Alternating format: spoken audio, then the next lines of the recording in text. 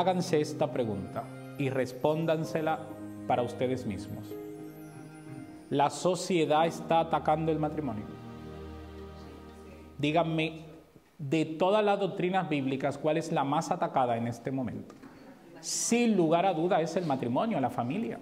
Entonces, el Instituto Fuller dice, estos son los que más saben de misión, si tenemos que hablar a nivel de misión, nadie sabe más que ellos. Ellos dicen, cuando hay una necesidad te tienes que subir en la ola social. Si el mundo te está pidiendo agua, no le des comida. ¿Qué quiere decir esto? Que hay momentos donde la necesidad que tiene nuestra sociedad, nosotros tenemos que adaptarnos precisamente a esa necesidad. Si tú respondes a la necesidad social, entonces la gente tú vas a captar su atención y ellos van a tener más disposición de escucharte, porque tú estás resolviendo su problema. ¿Cuál era el método de Jesús? Si había hambre, pasaba el sermón. Primero resolvía ese problema. Y nosotros, yo no sé ustedes, pero muchas veces hemos decidido nosotros cuál es el problema de la sociedad, antes de verificar cuál es. Y es importante, es oportuno que levantemos la Biblia, pero que la levantemos para todos los temas, no solo para uno que me gusta más o en el que yo me siento más cómodo. Es importante el santuario, estudiar y comprender el santuario. ¿Y qué pasaría a un creyente que se quede solo en santuario? Que entonces se va a perder otros temas también importantes. El santuario es una de miles, una cosa, no es todo. Ahora, ¿qué pasa si yo no comprendo el santuario? Pues me pierdo un montón de cosas. Pero ¿qué pasa si no comprendo la verdad del matrimonio? ¿Qué pasa si no comprendo la verdad de Dios? Y así sucesivamente. Piensen que la Biblia se escribió hace miles de años y aún hoy no tenemos todas las respuestas. Porque evidentemente estamos hablando de la palabra de Dios para ser entendida por mentes finitas. Imagínense todo lo que podemos decir. El reto es ir a todos los temas, incluso al que no nos gusta, porque a eso nos ha llamado el Señor.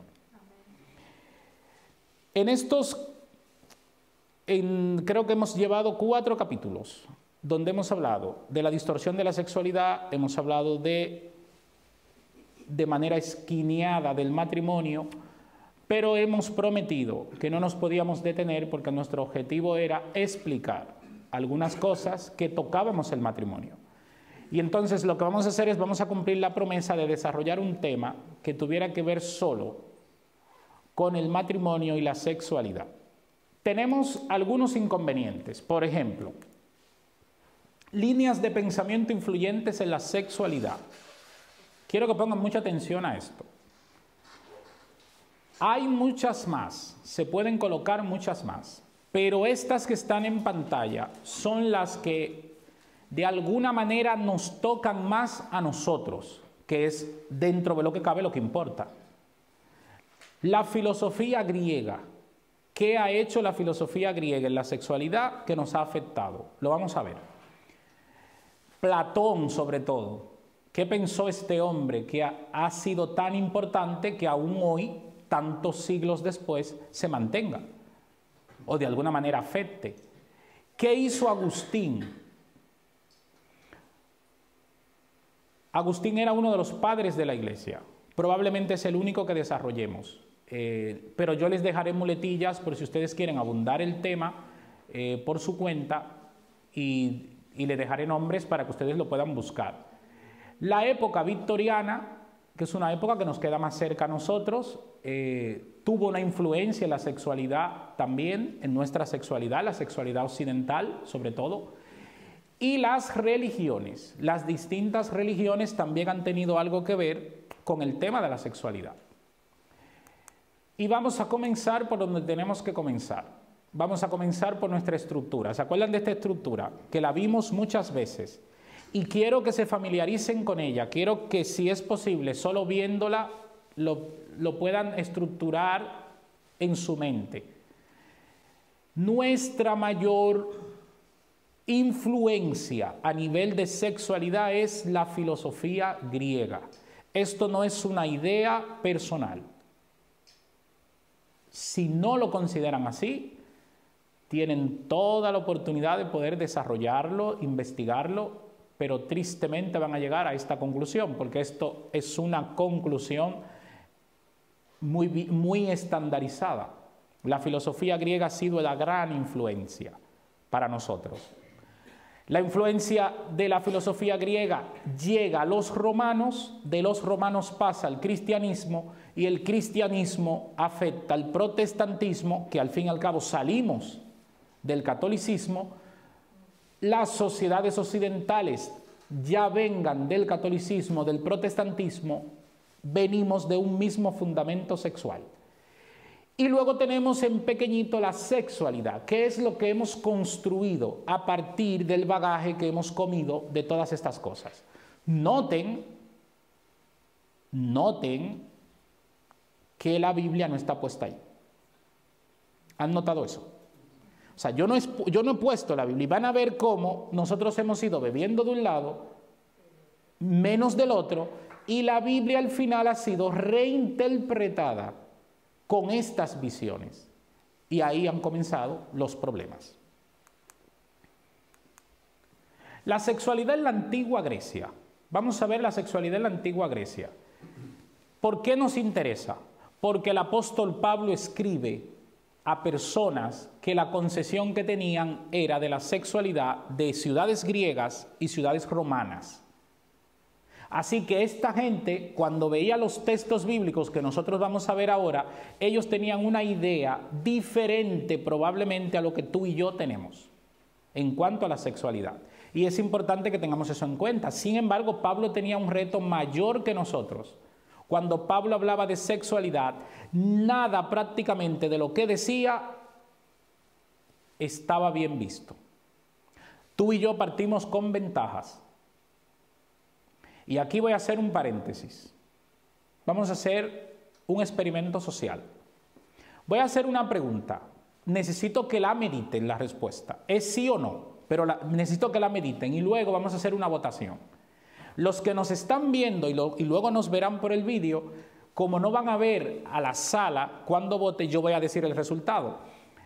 Y me gustaría que, como ellos tampoco van a ver la sala, puedan hacerlo luego cuando vean el vídeo. ¿Tenemos más inmoralidad sexual en este momento que en la antigüedad? ¿Sí o no? Recuerden, nadie responda, piense. Tenemos más inmoralidad sexual hoy que en la antigüedad.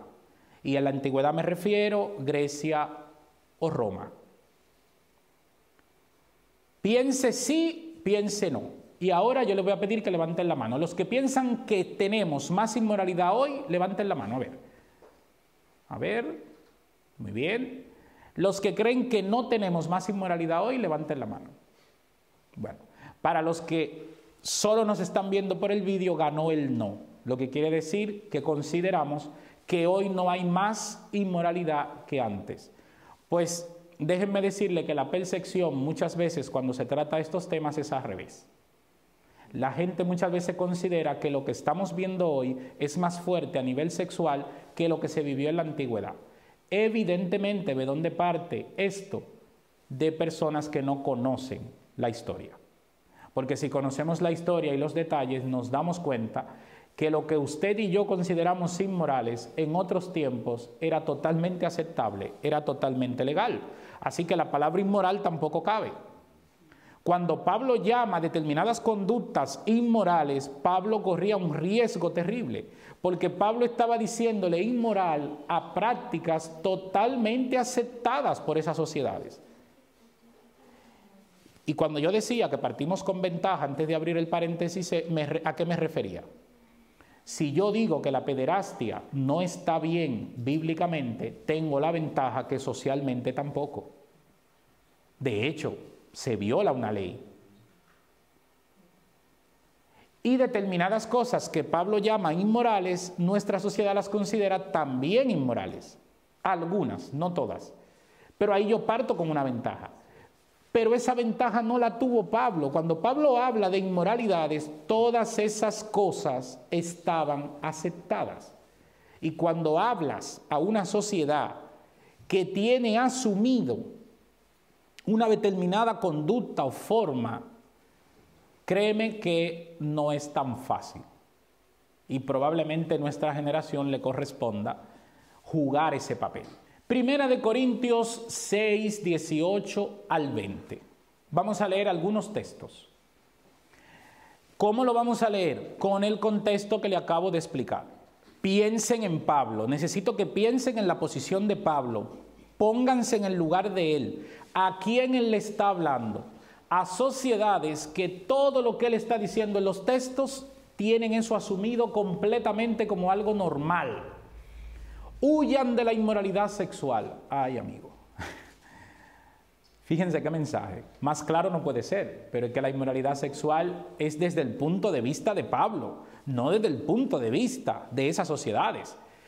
Todos los demás pecados que una persona comete quedan fuera de su cuerpo, pero el que comete inmoralidades sexuales peca contra su propio cuerpo.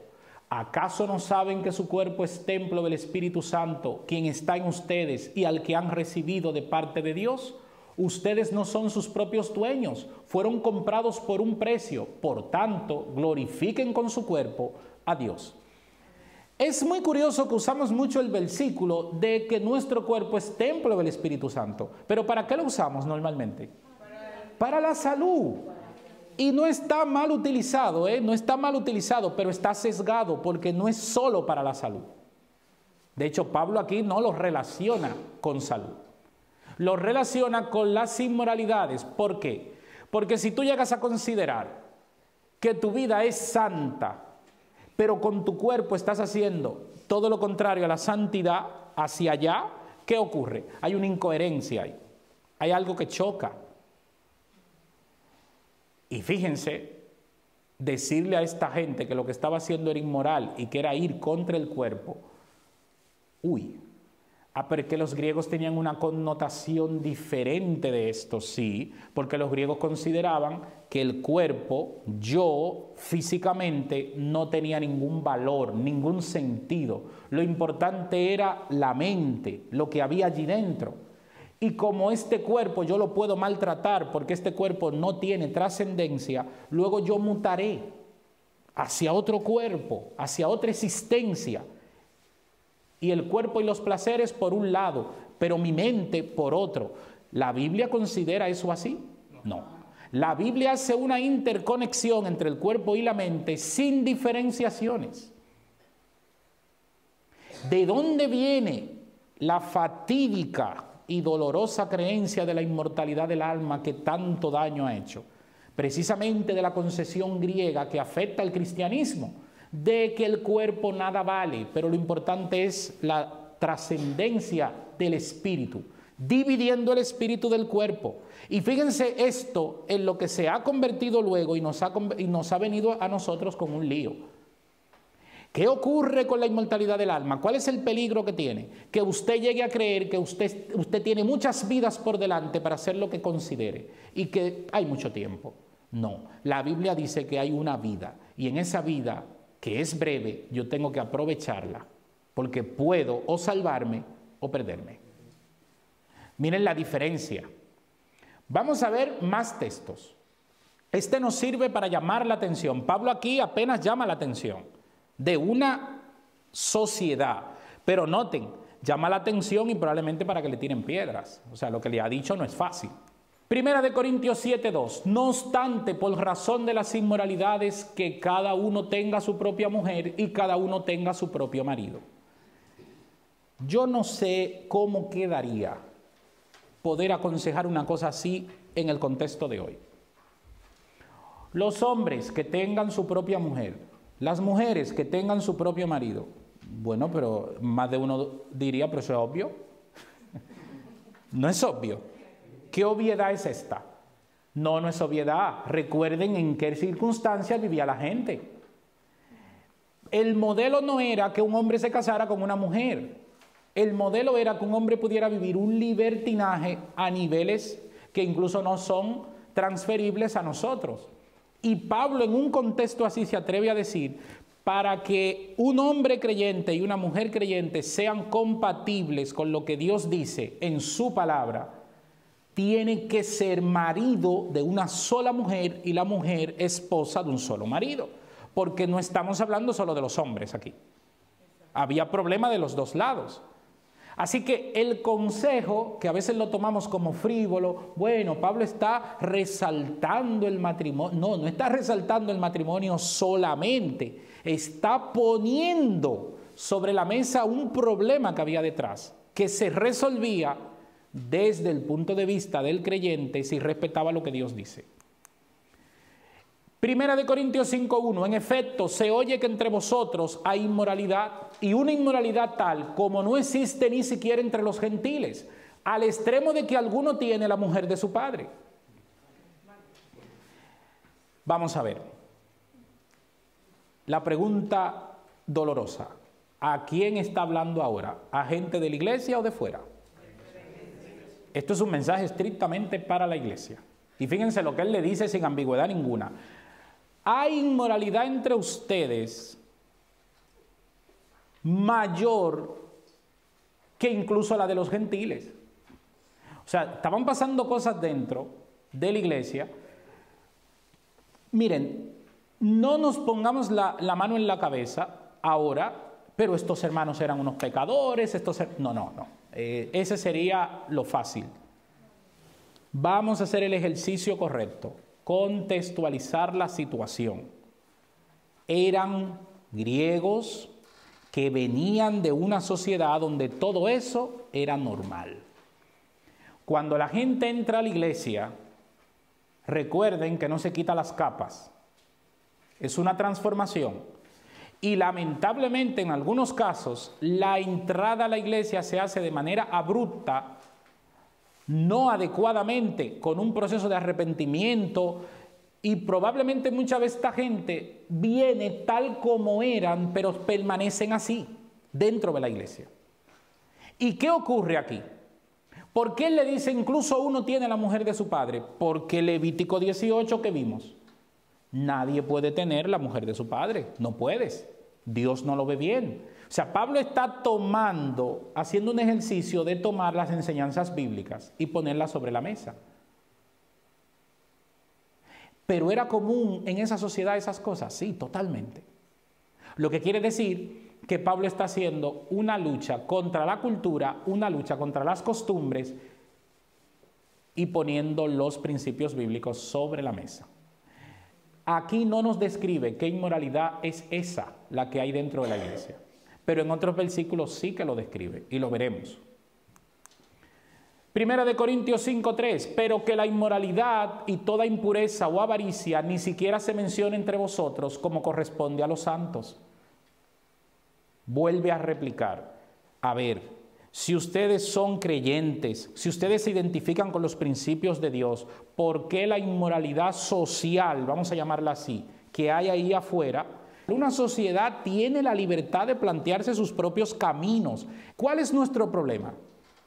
Que usted se supone y yo somos creyentes, y los creyentes tenemos unos principios bíblicos, pero no puede ser que cuando yo diga cuáles son mis principios, lo que yo transmita sean los de la sociedad, porque recuerde que usted y yo estamos llamados a impactar a la sociedad, a enseñarle qué es lo correcto a la sociedad. Y si nos confundimos ahí, pues ya nos caímos. Y entonces se rompe la luz que podía tener la sociedad. Gálatas 5, 19 al 21. Manifiestas son las obras de la carne, que son, fíjense cuáles son las obras de la carne. Pablo las menciona. Adulterio, fornicación, inmundicia, lascivia, idolatría, hechicerías, enemistades, pleitos, celos, iras, contiendas, disensiones, herejías, envidias, homicidios, borracheras, orgías y cosas semejantes a estas, acerca de las cuales os amonesto, como ya os lo he dicho antes, que los que practican tales cosas no heredarán el reino de Dios. Volvemos a la pregunta típica. ¿A quién está hablando? A la iglesia. O sea, esto era un problema en la iglesia de Gálatas. Yo no sé si otros pastores, pero yo hablo por mí. Yo nunca he enfrentado determinados problemas que están en esa lista. Yo nunca he tenido que reunir una iglesia para analizar un tema de orgías, por ejemplo, en una iglesia. Borracheras, idolatrías, hechicerías. Yo he estado envuelto en muchos problemas de hechicería en mi país, pero no en la iglesia. Gente que viene a la iglesia pidiendo ayuda, pero nunca de uno de la iglesia que tuviera este problema. ¿Por qué lo digo así? Porque a veces no leemos con la connotación que tiene el texto. Lo que Pablo está diciendo es algo fuerte. Es una situación tremenda lo que está ocurriendo allí. Pero es que la sociedad griega y la romana a nivel sexual tenían problemas. Y la iglesia no iba a ser exenta de esos problemas. La iglesia tenía esos problemas también. Ahora lo que Pablo hace es dar un paso sumamente valiente como profeta del Señor de llevar un mensaje para que la iglesia pueda comprender cuál es su papel en esa sociedad, que era poner luz. Fíjense, el primero de todos, adulterio. Si no creo en la forma de matrimonio de Dios y creo en las aperturas que hoy se promueven y se promovían en el pasado, lo primero es el adulterio, el primer gran problema. Porque esto ya son relaciones abiertas, relaciones en las que la prostitución está normalizada y todo eso es adulterio. No sé si han notado que tanto como lo hace hoy la sociedad nuestra, como lo hacía la del pasado, cuando hablamos de adulterio, la gente no relaciona que la prostitución también es adulterio. No sé si han notado en ese detalle, pero hay gente incluso que lo discute, hasta expertos. Dicen que el adulterio es buscarse otra pareja, pero si vas a la prostitución, no, que eso no se puede considerar adulterio. Yo le tomo la palabra, no vamos a considerarlo adulterio, vamos a inventarnos una palabra que tenga una explicación peor, porque adulterio se queda corto. Si el adulterio ya es un irrespeto, buscarse otra persona es un irrespeto para tu pareja, ir a una prostituta tendría que tener un grado mayor, no ser considerado como algo menos. Pero recuerden que la prostitución cada vez tristemente goza más de apoyo, de institucionalización. ¿Cuál es la razón? Los mismos que tendrían que legislar para eliminarla y proteger a las personas que están afectadas por eso, probablemente sean también clientes y entonces no van a votar que no. Van a inventarse cosas que parece que se hace algo, pero no se hace nada. Y al final la prostitución no es un mal social moderno, es un mal que ha estado desde el principio. De hecho, en la propia Biblia hay muchas historias que tienen que ver con prostitución. ¿Cómo asumimos esto? Si en una iglesia se ven estos problemas, ¿cómo lo asumimos? ¿Hay una varita mágica? ¿Hay un superpastor que puede enfrentarse a esto? Ni superpastores ni varitas mágicas. La Biblia. Poner la Biblia y cada uno en su sitio. No tiene mucho más. Y es lo que hizo Pablo. Romanos 1, 26 y 27. Por esto Dios los entregó a pasiones vergonzosas, pues aún sus mujeres cambiaron el uso natural por el que es contra naturaleza. Y de igual modo también los hombres, dejando el uso natural de la mujer, se encendieron en su lascivia unos con otros, cometiendo hechos vergonzosos hombres con hombres y recibiendo en sí mismo la retribución debida a su extravío. Aquí mucha gente dice, esto es un ataque contra la homosexualidad. Si lo vemos así, es una lectura fácil. ¿Está haciendo referencias a las relaciones del mismo sexo? Sí, pero no es el matiz principal. El matiz principal es, hay unos principios bíblicos. Existe el matrimonio tal como Dios lo plantea, entre hombre y mujer. Existe una sexualidad diseñada por Dios, pero los hombres y las mujeres a partir de eso se han montado también sus propios sistemas. Y hermanos, Amigos, nuestro total respeto a todo sistema, a toda relación que la gente promueva. No es nuestro papel decir que son unos degenerados y tal. Dios no lo hace. Nuestro papel es poner los planteamientos bíblicos también sobre la mesa. Porque mucha gente en nuestra sociedad, aunque no sea creyente, cuando mire la propuesta bíblica, encontrará luz. Encontrará una respuesta que están buscando. La Biblia dice que la ley está escrita en el corazón y en el fondo el ser humano sabe qué es lo correcto, qué es lo mejor, aunque no termine haciéndolo. ¿Nosotros tenemos que abrir una guerra porque estos textos dicen esto? No, no es nuestro papel. Nuestro papel es poner las advertencias tal cual están en la Biblia. La Biblia nos habla de cómo las curvas y los elementos contrarios a los principios bíblicos trajeron problemas. Dios plantea una forma de matrimonio y plantea una sexualidad diseñada por Él. Si tú eres creyente, tú la vas a aceptar, pero si tú no eres creyente, tú no vas a aceptar eso. Y los creyentes tenemos que ser respetuosos con todas las formas de ver la vida y de entender las cosas. Ahora, no me canso de repetir, los creyentes también merecemos respeto. Los creyentes merecemos respeto a poder creernos que la Biblia es la palabra de Dios y que lo que dice allí nuestro Dios lo dejó como mensaje y guía para nosotros. Entonces, si vamos los creyentes a atacar a los demás, tampoco nos vamos a ganar el respeto de los demás. Y es oportuno que siempre que hablemos de estos temas lo tengamos en cuenta. Primera de Corintios 7. Aquí tenemos algunos problemitas que merece la pena que los veamos. Cuando uno se hace pastor, hay una lista de temas que la gente te pregunta y te preguntará durante toda la vida. Pues Primera de Corintios 7 es de esos. Siempre la gente tiene preguntas sobre este capítulo. En cuanto a las cosas que me escribisteis, bueno le sería al hombre no tocar mujer. Peligroso versículo. ¿Por qué? Vamos a leerlo y después lo explico. Pero a causa de las fornicaciones, cada uno tenga su propia mujer y cada uno tenga su propio marido. El marido cumpla con la mujer el deber conyugal y asimismo la mujer con el marido. La mujer no tiene potestad sobre su propio cuerpo, sino el marido, ni tampoco tiene el marido potestad sobre su propio cuerpo, sino la mujer. No os neguéis el uno al otro, a no ser por algún tiempo de mutuo consentimiento, para ocuparos sosegadamente en la oración, y volved a juntaros en uno, para que no os tiente Satanás a causa de vuestra incontinencia. El versículo 6, que lo he puesto en rojo porque es uno también de los más complejos.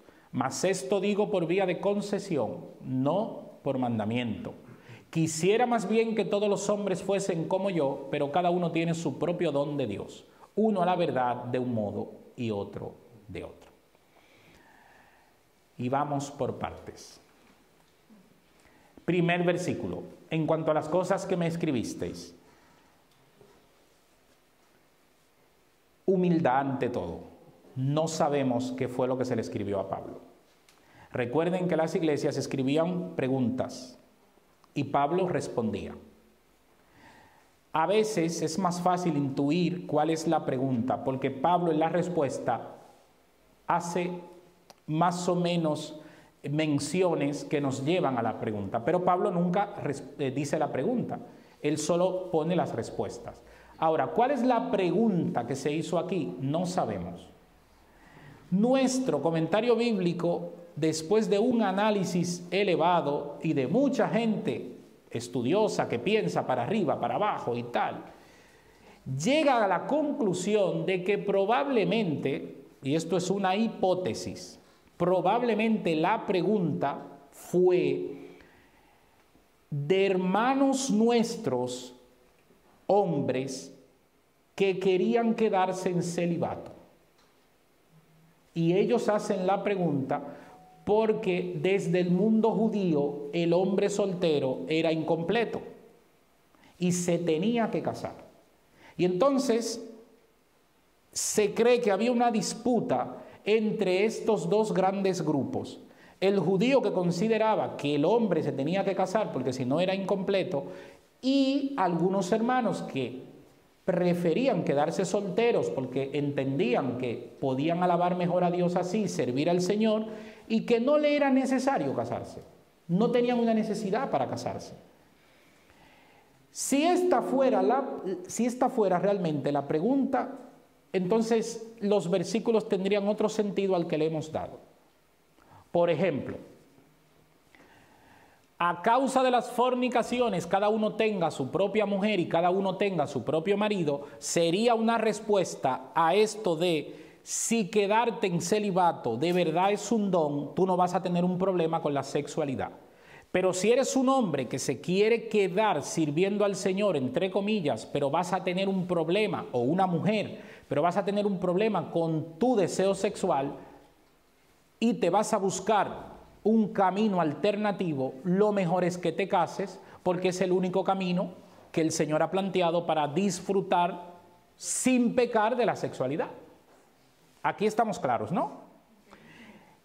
¿Cuál es el problema? Que se ha llevado por otro derrotero. Determinadas iglesias donde sus sacerdotes no se casan, buscan esto como el ideal. Si tú eres soltero, eres superior al casado. Y eso no lo dice ahí.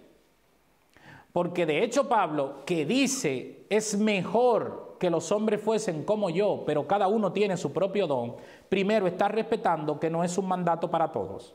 Y segundo, Pablo fue fariseo, lo que quiere decir que si en ese momento estaba sin pareja, probablemente era o por viudo o porque se había separado de su mujer. Pero para ser fariseo había que estar casado. No. Claro, pero para ser fariseo había que estar casado. Recuerden que en la sociedad judía, el judío como tal tenía que estar casado. O sea, eras un hombre incompleto, un hombre en duda. Y si eras líder, aún más, no eras un buen ejemplo. Como líder soltero. Recuerden que la soltería no tenía la connotación de hoy. Y que un soltero con 20 años hoy, ¿qué es? Un chico. Pero un soltero con 20 años o 25 años en esa época era un señor mayor que estaba pasado de arroz hace mucho. O sea, noten que no significaban las mismas cosas. Casi la mayoría de los solteros que tenemos en la iglesia hoy estarían pasados de edad, si lo lleváramos a esa época. Ahora, ¿y si Pablo no tuvo ninguna esposa? ¿Y si Pablo en realidad se quedó soltero? ¿Aún así quiere decir que lo que está transmitiendo es que la soltería es mejor? No, no es esto lo que le está diciendo. De hecho, él deja claro en dos cosas importantes. Si la soltería te va a llevar a pecar, ¿cuál es el camino? El matrimonio, entonces. Ahora, ¿cada uno tiene dones diferentes? ¿Todos tenemos el don del celibato? No. Y una persona que tiene el don del celibato, pero luego tiene un problema con la sexualidad, de entrada esa es la prueba de que no tiene el don. Porque el don del celibato no es que yo me lo quiero aplicar a mí. Eso no funciona así. Los dones los da el Señor. Seguimos. El marido cumpla con el deber conyugal de la mujer y asimismo la mujer. Debo decir con tristeza, porque lo sufro mucho esto. Hombres que se quejan de que sus mujeres se niegan, de que sus mujeres no atienden al llamado de sus necesidades. Y tengo que releer siempre los textos otra vez con esas parejas. Aquí no está hablando de que el hombre ocupa un rol principal. El hombre no es un ordena y mando con un pito y la mujer tiene que responder cuando él diga. Ahí no dice eso. Ahí dice que ni el hombre se niega a su mujer, ni la mujer a su marido, ni el marido a su mujer, ¿no? Ahora, vamos a leerlo en un término llano, no lo leamos así. ¿Cómo lo diríamos en nuestras palabras? Busquen acuerdos y que el hombre busque satisfacer las necesidades de su esposa y la esposa las necesidades de su marido. ¿Van a ser las mismas y en todo momento van a sentir lo mismo? No. En algunos momentos uno se va a movilizar en aras del otro, pero eso es pareja. Ahora, cuando entendemos que de entrada el soltero es superior al casado, así que el casado, un grado inferior. Llegas a más plenitud de Dios si estás soltero, entonces el casado tiene otro punto negativo. La sexualidad no es importante, entonces el casado baja el nivel de sexualidad. ¿Qué estamos diciendo? Nos estamos inventando cosas. Dios no dice esto. Y aquí retomo a Cary Clevet, ¿se acuerdan? Que se lo mencioné en una ocasión. Es la única experta en sexualidad prácticamente cristiana que tenemos. Todos los demás de alguna manera nos metemos en esos temas y tal, pero ella se especializó en eso. Y ella dice, si Dios inventó la sexualidad, ¿por qué los cristianos no somos expertos en eso? ¿Por qué no somos los mayores defensores? ¿Cómo se defiende la sexualidad desde los ámbitos cristianos? Con tristeza, apatía. Es mejor ser dado a la oración, no a la sexualidad. Y como que vamos con estas historias. No dice esto la Biblia. La Biblia aquí Pablo deja claro que las necesidades sexuales, si son inventadas por Dios y así lo creemos, son parte del matrimonio. Y si el creyente solo tiene una mujer y la mujer creyente solo tiene un marido y ustedes no disfrutan su sexualidad, entonces no tienen sexualidad ninguna. Porque se supone que ustedes no van a buscar a otros pozos. Cada uno bebe agua de su fuente, ¿no? Entonces, si tú no bebes de tu fuente, ¿dónde bebes? Por eso, nosotros tendríamos que ser los mayores expertos en el disfrute de la sexualidad, pero planteada como la plantea Dios, no planteada desde el punto de vista de la sociedad. Aquí Pablo está abriendo varios temas importantes, y si uno de los dos se quiere dedicar a la oración, quiere un momento especial con Dios, ¿quiere decir que tiene que ser más importante que el otro tiene deseo sexual? No. Dice, ¿pero esto en qué sentido? Hablado, puedes hablarlo. Saben que de aquí salió una teoría, que lo veremos más adelante, de uno de los padres de la iglesia, donde decía, ya Pablo dice que dedicarse a la oración es más importante que la sexualidad. Así que la pareja que se dedique más a la oración y tenga menos sexo, estará más cerca de Dios. ¡Qué bárbaro! Eso no es lo que dice el versículo. Incluso dice, no sea que se te pase la mano en tanta oración y desvincules la sexualidad o desvincules a tu pareja de ti. Ten cuidado porque puede venir la tentación. Lo dice ahí. Pero leemos lo que queremos leer a veces. Algunos expertos también dicen lo siguiente, y tienen bastante razón cuando se calibra entre la fecha que Pablo escribe esto y la situación de la iglesia en esa época. Coincide que había grandes tribulaciones en ese momento. Los romanos estaban en medio de los grandes ataques hacia la iglesia. Y muchos de nuestros hermanos no estaban congregándose, estaban por los montes, corriendo, huyendo por su vida. En un contexto así, ¿es un contexto para casarte, para celebrar un matrimonio? No. Pero tampoco para acostarte con el primero que encuentres. Aún en un contexto huyendo por los montes, si fuera el caso, es preferible casarse antes que quemarse. Ahora bien, ¿dónde tiene sentido este mensaje? En alguien que crea la sexualidad desde el punto de vista de Dios, que la sexualidad debe disfrutarse solamente dentro del seno del matrimonio. Quien no cree esto, este texto no tiene ningún sentido para él. Y yo tampoco se lo tengo que entrar a la fuerza pegándole con la Biblia. Ahora, si tú tienes respeto por la Biblia, si tú como creyente entiendes que esto es así, entonces las connotaciones son diferentes. ¿Está diciendo Pablo que la soltería es superior al matrimonio? No lo está diciendo, porque de hecho, si lo hubiese dicho, tuviéramos una gran contradicción bíblica. Porque el matrimonio Nosotros defendemos que al igual que el sábado, ¿qué son? Las dos grandes instituciones del Edén. ¿Y quiere decir que más tarde entonces se iba a romper la institución del Edén? No. Cuando ustedes miran a los sacerdotes católicos que no están casados, es lo que hemos conocido, pues si tiran de la historia, no siempre fue así. Hubo una época que se casaban. ¿Y por qué se prohibió esto? La propia Iglesia lo explica.